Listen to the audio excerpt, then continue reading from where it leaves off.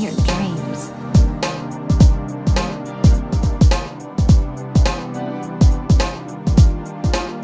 Hey, what's up guys? Welcome back to another Snowbreak Containment Zone video, and today I'm just going to be talking about is Acacia Kaguya worth pulling for? By the way, if you happen to like the content, feel free to leave a like and subscribe. So there's really no real right or wrong answer to this question, but I do think that Acacia Kaguya is worth pulling. Her support skill is just really good. It decreases the enemy's elemental resistance, all elemental resistance. Because of this universal skill, you can basically put her on any team. I think one of the best teams for her as a support is Yao, Winter Solstice, and the Wild Hunt Life. Yao being the main DPS because Yao is an amazing DPS. She can dish out a shit ton of damage. And Wildlife Hunt is just really good because her AoE is fantastic against dealing with mobs of enemies. So if you do want your main DPS to dish out a little bit more damage, using Acacia as a support would be very beneficial. I do think she's going to be really good long term unless they come up with like another busted support skill that, like, I don't know, like makes you deal like 1,000,000 damage or some shit. I do think Acacia Kaguya will be worth the pull, especially later down the line if we get a future 5-star. That's the main DPS. Acacia will be a really good support since she can basically decrease the enemy's elemental resistance. Now, as for her other skills are pretty great as well. Her standard skill is amazing.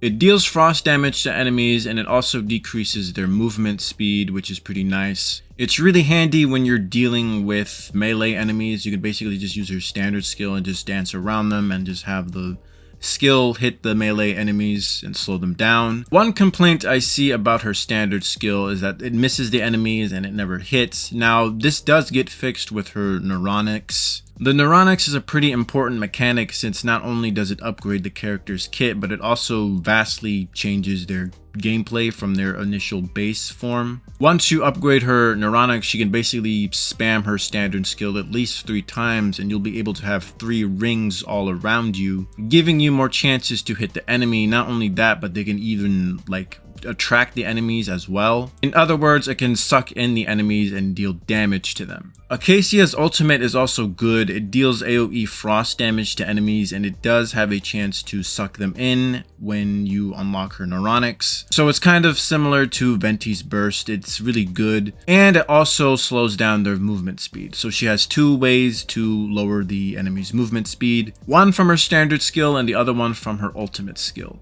Slowing down those enemies is really nice, especially when you're dealing with those annoying melee fuckers with the big ass swords. While they're slowed down, you could basically just gun them down and just teach them not to bring a sword to a gunfight. Now, as a main DPS, Acacia is alright. She does the job pretty well. I don't think pistols are that good, especially since majority of the elite enemies are kind of like immune to pistols. Not immune to them, but they do take less damage from pistols. I think Yao is the best main DPS in the game so far, only because she's a sniper and she can basically take out enemies from afar. But as a support, I do think Acacia is the best in the game since she can basically decrease the enemy's elemental resistance. Speaking of support, her weapon also increases her support capabilities as well. The Pine Aurora increases frost damage by 9%, and whenever Acacia uses her support skill, it basically increases the party's overall damage for 3% for 5 seconds. So if you do want her to be even a better support, you pull this weapon.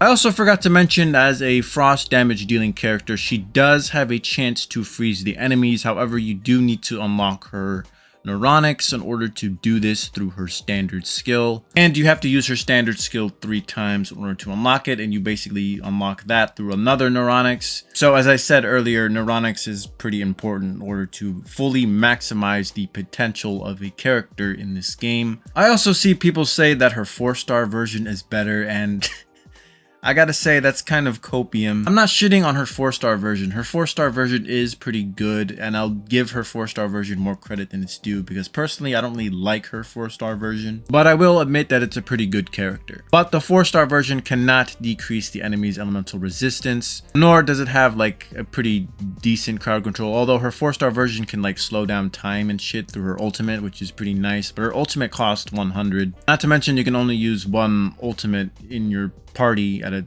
time. The 4-star version is excellent, but I just don't think it's as good as the 5-star version. Anyways, overall, I do think Kaguya Acacia is a really good investment. Can decrease the enemy's elemental resistance. She can also do some crowd controlling as well, slowing them down and sucking them in. I can give her something to suck in. Anyways, that's going to be the end of this video. Let me know what you guys think. Agree, disagree. Let me know what you guys think in the comment section below, and I'll see you guys later.